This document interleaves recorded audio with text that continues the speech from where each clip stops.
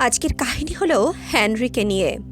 Henry 25শে ডিসেম্বরের ছুটি পালন করার জন্য নিজের মাসির বাড়ি যাচ্ছিল। হেনরি তার মা বাবার সঙ্গে নদিয়ার একটি প্রত্যন্ত গ্রামে যাচ্ছিল তার ছুটি কাটাতে। তার আন্টির বাড়ি সেখানেই ছিল। হেনরির বাবা গাড়ি ড্রাইভ করছিল। হঠাৎ করে হেনরি তার বাবাকে বলল, বাবা, আমার খুব জল পিপাসা পেয়েছে। তার বাবা রাস্তার এক কোণায় নিজের গাড়িটি দাঁড় করালো এবং একটি দোকানে জল কিনতে চলে গেল। হঠাৎ করে তিনি দেখলেন রাস্তার মোড়ে কতগুলো লোক এক জায়গায় ভিড় করে রয়েছে। হেনরির বাবা আশেপাশের লোকজনকে জিজ্ঞেস করতে লাগলেন, এখানে এত ভিড় কেন? কেউ কিছু বলার আগেই হেনরি হঠাৎ করে দেখল ওই ভিড়ের মাঝখানে একটি মহিলার মৃতদেহ পড়ে রয়েছে। ওই মৃতদেহটিকে দেখে হেনরির মনে হলো হঠাৎ করে কেউ যেন তাকে ছুঁয়ে সেখান থেকে বেরিয়ে গেল। তখনই হেনরির চোখ পড়ল মাটিতে পড়ে থাকা সেই মহিলার ভ্যানিটি ব্যাগের দিকে। সেখান থেকে তার সাজার জিনিসগুলো বাইরে বেরিয়েছিল। হেনরি চুপি চুপি সেই মহিলার কাছে গেল এবং সেখান থেকে একটি সোনার বালা উঠিয়ে নিল। তখনই হঠাৎ করে হেনরির বাবা তাকে ডাক দিল। হেনরি তাড়াতাড়ি করে ওই সোনার কড়াটিকে নিজের হাতের মধ্যে লুকিয়ে নিল এবং সেটিকে নিজের পকেটে নিয়ে আবারও তাদের গাড়িতে উঠে বসে পড়ল আর সেখান থেকে চলে গেল। কিন্তু যখন হেনরি নিজের মাসির বাড়িতে পৌঁছল তখন সে হঠাৎ করেই সবার সঙ্গে কেমন অদ্ভুত আচরণ করতে লাগলো। হেনরির বাবা মা ভাবল হয়তো রাস্তায় ওই মৃতদেহটাকে দেখে সে হয়তো ডিস্টার্ব হয়ে গেছে। কিন্তু হেনরি তখনও পর্যন্ত তার কাছে থাকা ওই সোনার বালাটির কথাই ভাবছিল। কিছুক্ষণ পর হেনরি তার ঘরে গেল। সেখানে গিয়ে সে একটি আয়নার সামনে গিয়ে দাঁড়ালো এবং হাতের মধ্যে সেই সোনার বালাটি পরে নিল। তারপর সে এক দৃষ্টিতে আয়নার দিকেই তাকিয়ে রইল। হঠাৎ করে হেনরি আয়নার দিকে তাকিয়ে অদ্ভুতভাবে হাসতে লাগলো। এভাবেই কয়েক দিন কেটে গেল। হেনরির মনে হতে লাগলো সে যেন পুরোপুরি একটা মেয়ের মতো সাজুক। তার মেয়ের মতো সাজতে খুব ভালো লাগতে লাগলো। তারপর হেনরি নিজের মাস্তুতো বোন লিজার কাছে গেল। তার কাছে গিয়ে সে তার সাজাগোজা জিনিস চাইতে লাগলো। তারপর হেনরি নিজের মাসির ঘরে গেল। সেখান থেকে ওনার শাড়ি এবং ওনার লিপস্টিক আর ওনার টিপের পাতা উঠিয়ে নিয়ে আসলো। হেনরি এই সমস্ত কিছু নিয়ে নিজের ঘরে এসে রেডি হচ্ছিল, তখনই হঠাৎ করে তার বাবা ঘরে ঢুকে পড়ল। হেনরিকে ওইভাবে মেয়েদের মতো সাজতে দেখে তার বাবা তাকে প্রচণ্ড বকাবকি করতে লাগলো। হঠাৎ করে হেনরি কাঁদতে কাঁদতে তার বাবাকে বলতে লাগলো, বাবা, আমি মেয়ে হতে চাই। হেনরির মুখে একথা শুনে তার বাবা প্রচণ্ড রেগে গেলেন এবং একটা লাঠি দিয়ে তাকে প্রচণ্ড মারতে লাগলেন। তারপর রাগের চোটে সেই ঘরটা বাইরে থেকে বন্ধ করে সেখান থেকে চলে গেলেন। এদিকে হেনরি নিজের ঘরে বসে বসে চিৎকার করে করে কাঁদছিল। হঠাৎ করেই দেওয়ালের কাছে সে একটি মেয়ের প্রতিচ্ছবি দেখতে পেল। ধীরে ধীরে এই প্রতিচ্ছবিটি তার কাছে আসতে লাগলো। প্রথম দিকে হেনরি ওই ছায়াটি দেখে খুব ভয় পেয়ে গেছিল। সে তাড়াতাড়ি ওই ছায়াটি থেকে পালানোর চেষ্টা করলো এবং ঘরের দরজাটা জোরে জোরে ধাক্কা মারতে লাগলো। কিন্তু কেউ ওই দরজাটা খুলছিল না। হঠাৎ করে হেনরি পেছন ঘুরে সেই ছায়াটার দিকে দেখতে লাগলো, কিন্তু সেই ছায়াটা তখন কোথাও দেখা যাচ্ছিল না।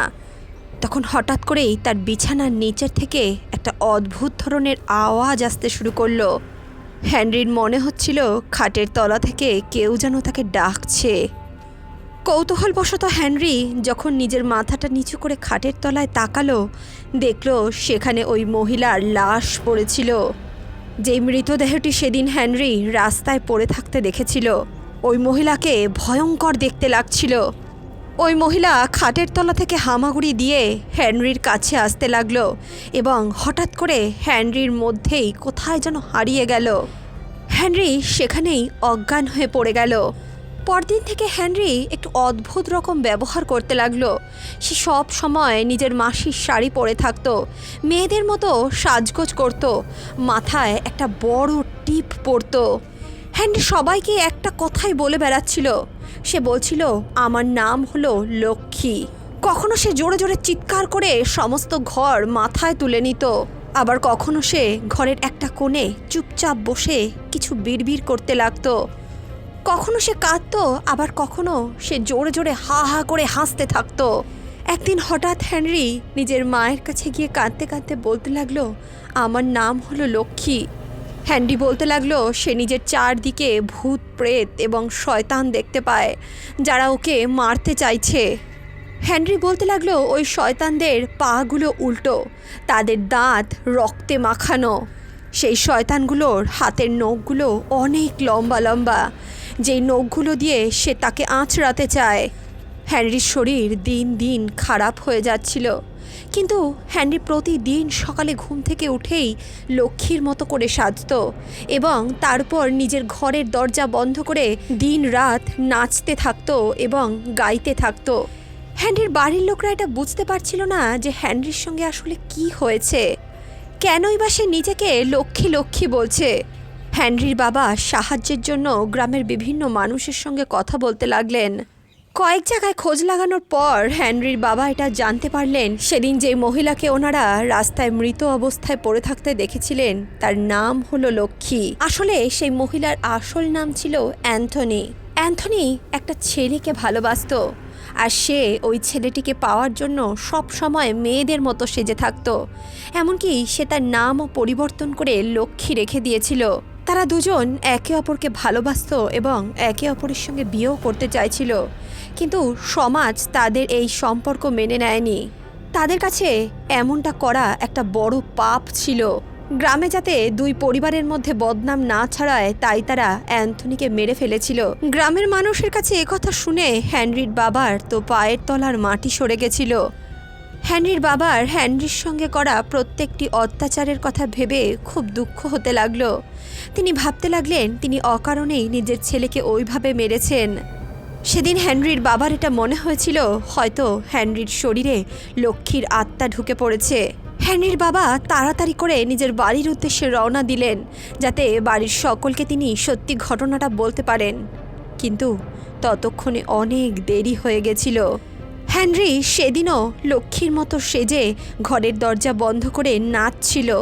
হঠাৎ করেই তার মনে হতে লাগলো তার দরজায় শয়তানরা তাকে মারতে চলে এসেছে। এরা সেই শয়তানি ছিল যাদের পা উল্টো ছিল, যাদের দাঁত রক্তে মাখানো ছিল, বড় বড় নখ ছিল। হ্যানরি ভয়ের চোটে চিৎকার করতে লাগলো। বাড়ির লোক যতক্ষণে দরজা খুলে ঘরের ভিতর প্রবেশ করত ততক্ষণে হ্যানরির শরীর পুরো কুঁকড়ে গেছিল। হ্যানরির বাবা তাড়াতাড়ি তাকে নিয়ে গ্রামের একটি হাসপাতালে পৌঁছলো এবং ডাক্তারের অনেক চেষ্টার পর হ্যানরি কোনোভাবে প্রাণে বেঁচে গেল।